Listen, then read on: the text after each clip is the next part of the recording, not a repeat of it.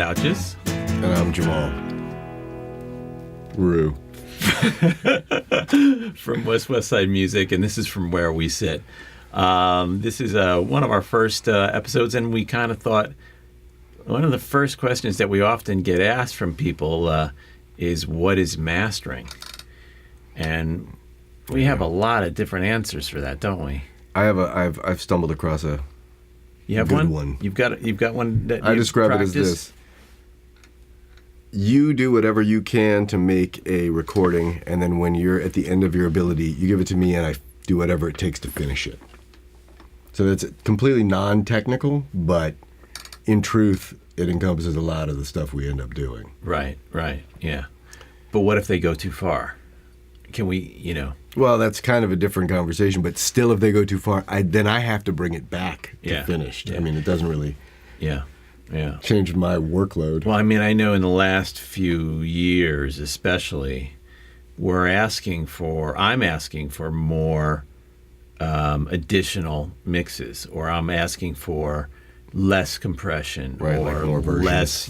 more, or guys like, you buried the vocal or whatever. Right. So from a mastering standpoint, and I think this happened over the last 5 or 6 or 7 years, where you're not really, a lot of bands, especially bands that we work with, independent bands, there's not always a producer involved. There's an engineer who's producing maybe the best he can, and he's doing a good job, but there's not a team. There's not an A&R guy. Maybe that's a good thing, but there's not an A&R guy or a manager or somebody making suggestions about how's the mix sounding.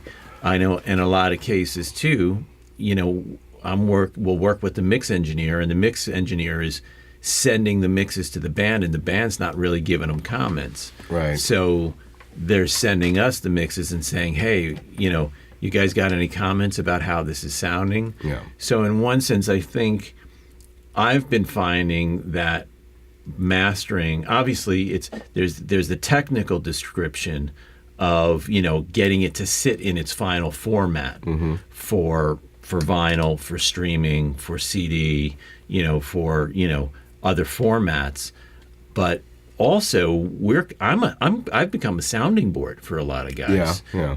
Whereby they're just not getting answers. There's a famous, a very talented producer who was working with a band and that he's done 2 or 3 records with, and he's always like, Alan, you know me, I can't get a response from these guys. Can you take a listen to these and let me know, am I missing something or something like that?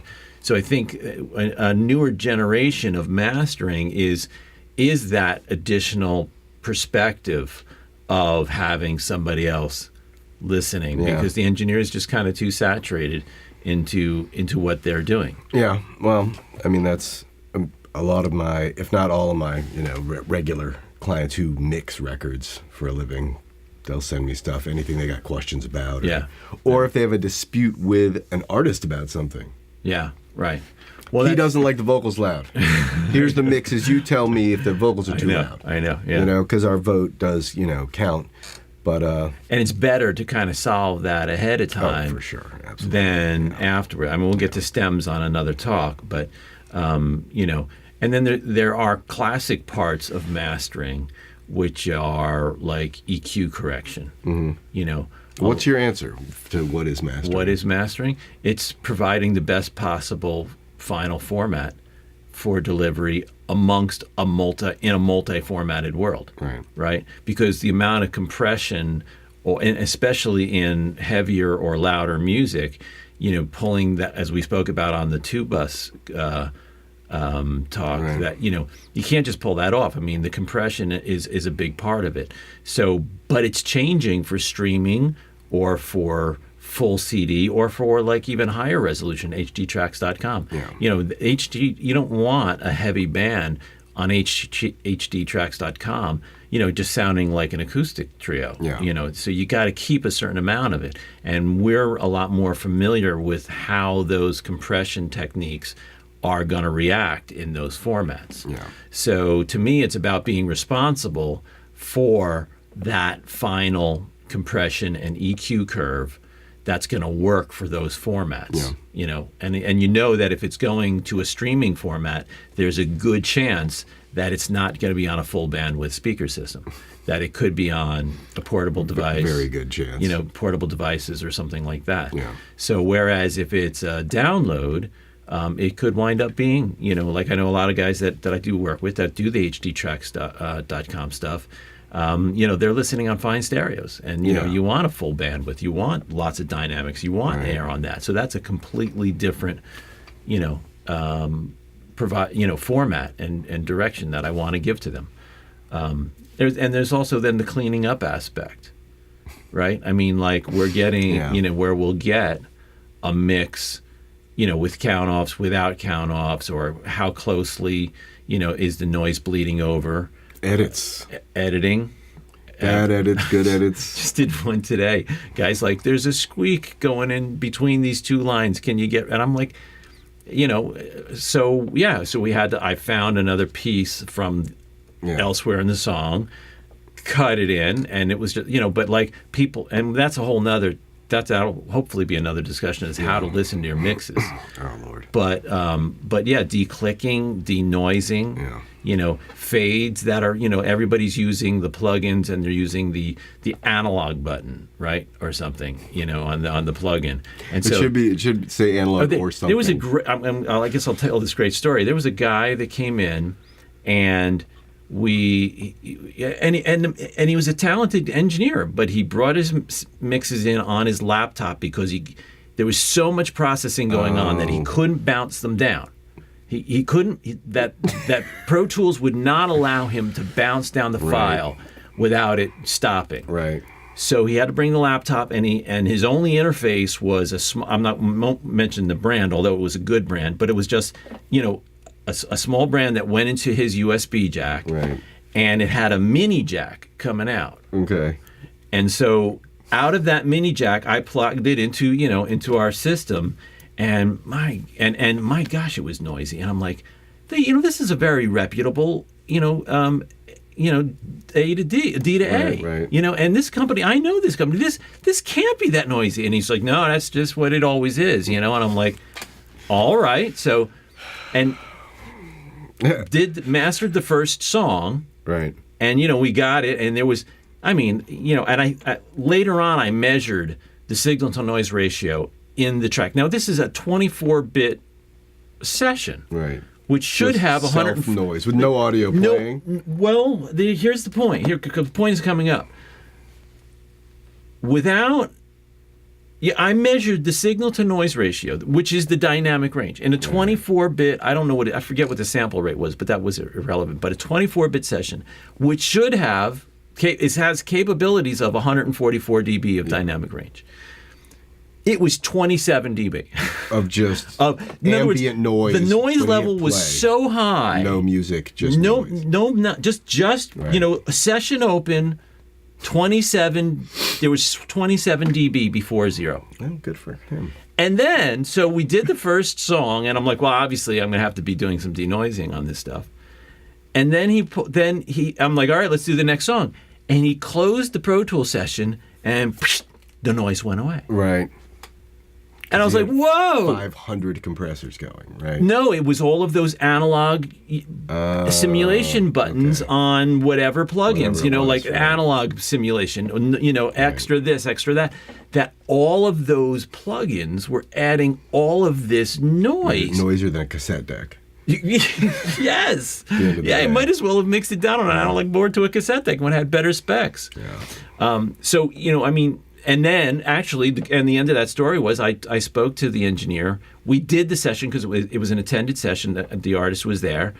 And we had to, at the end, I spoke to the engineer like 2 or 3 days later, and I was just like, so how's it all sounding? He's like, everybody's happy. And I'm like, well, what about the noise? Do you want me to get into some denoising?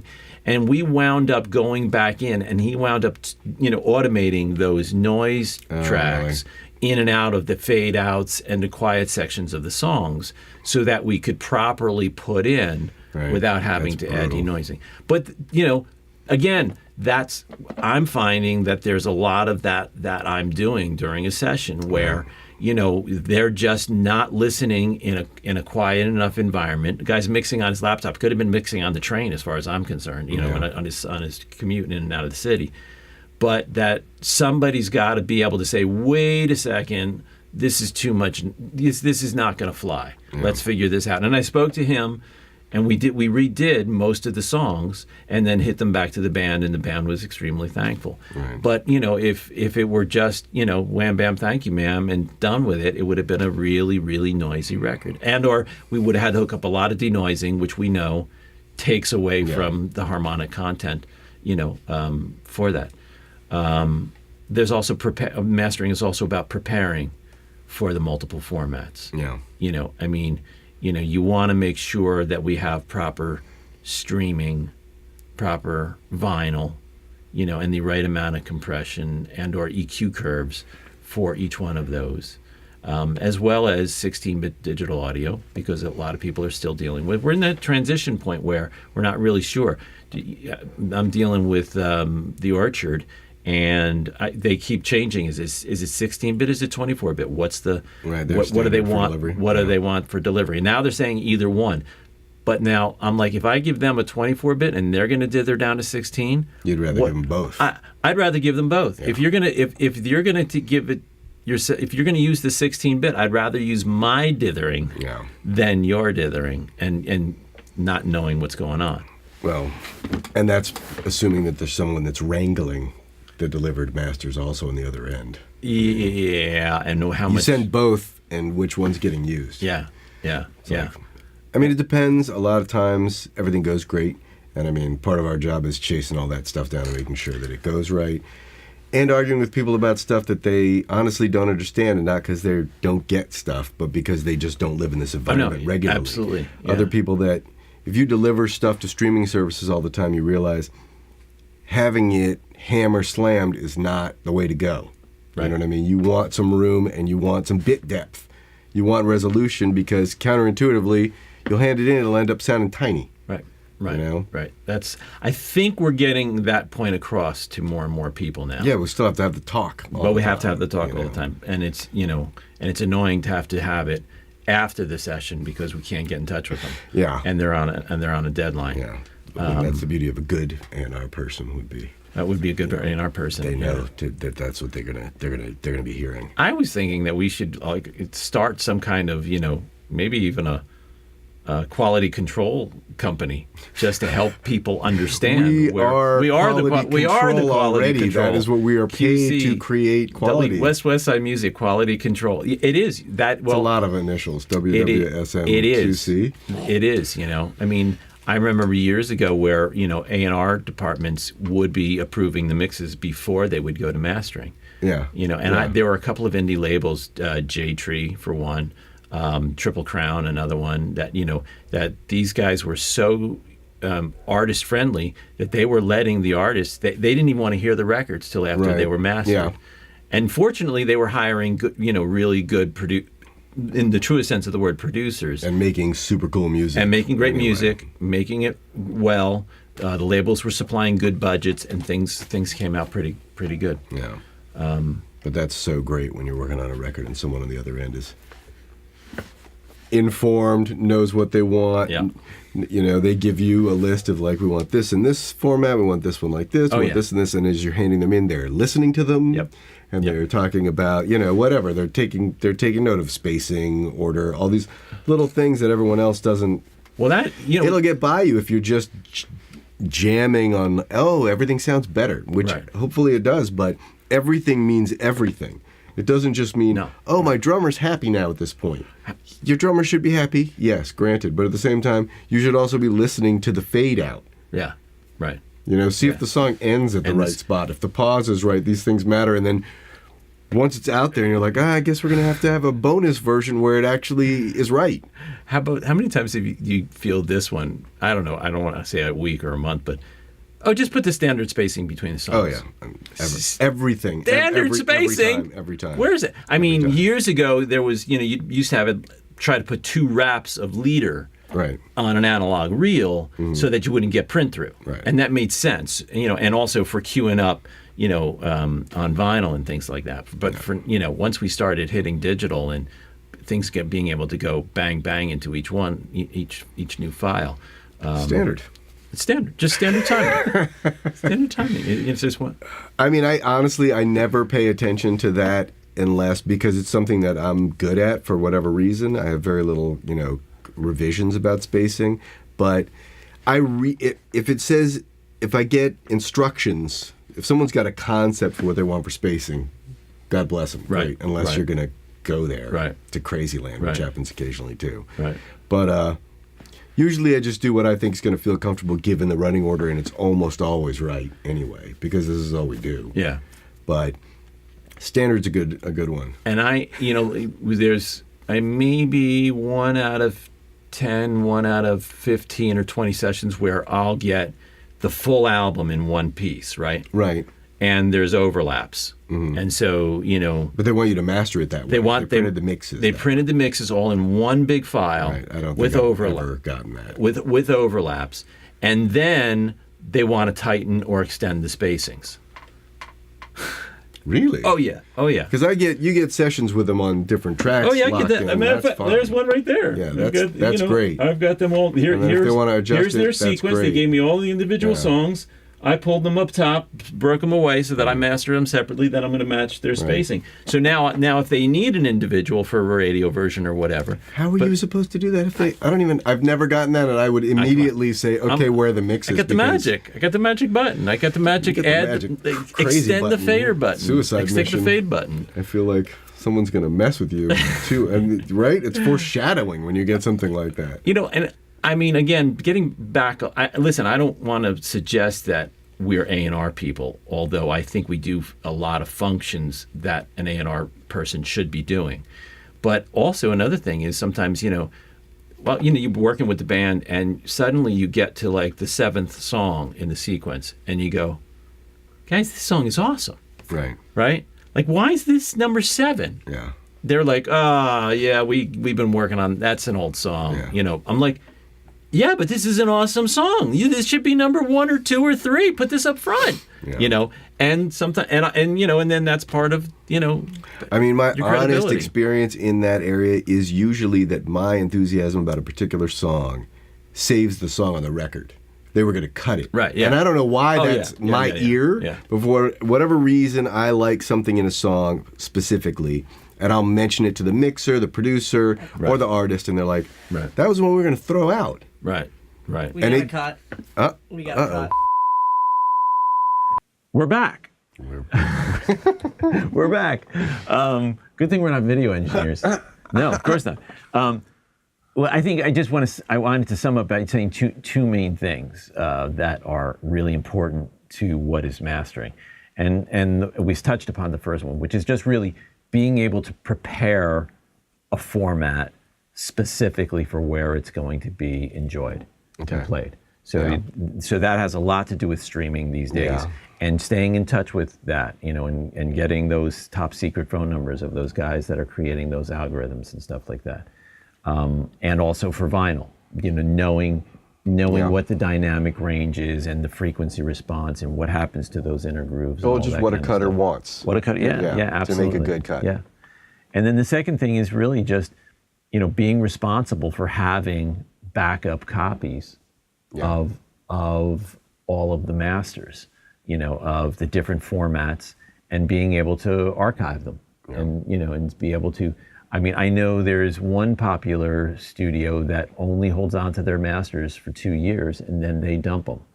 Like, we've got everything for 20 years or so. Yeah. Some of that older stuff, pulling up hardware, data backup stuff, DDS files or whatever, the DLT files tapes we used to use. Deeper vaults. Went to AIT. AIT was a genius format for a while, but being able to go back to those older archives and be able to pull up the 24-bit versions, the unsequenced versions, find the bonus tracks that weren't, or the reels, or the reels. Oh my God, the archive room. Just having all of that stuff there. So, I think we covered it. What is mastering? It's what we do. Yeah. There you go. All right. There we go. That's the short answer. I'm Alan. I'm Jamal. This is From Where We Sit. Thanks for tuning in. We'll see you soon. Push our WestWestSideMusic.com. Oh yeah, we're from WestWestSideMusic.com. His Facebook, my Twitter. Yeah, all that Snapchat. stuff. My Snapchat. Yeah. My MySpace. Your Friendster. Yeah. Okay, we got it all. My landline. Check in on us. Whatever it takes. All right. Good. We'll see you guys later. Bye. Multiple formats. Multiple formats. Good.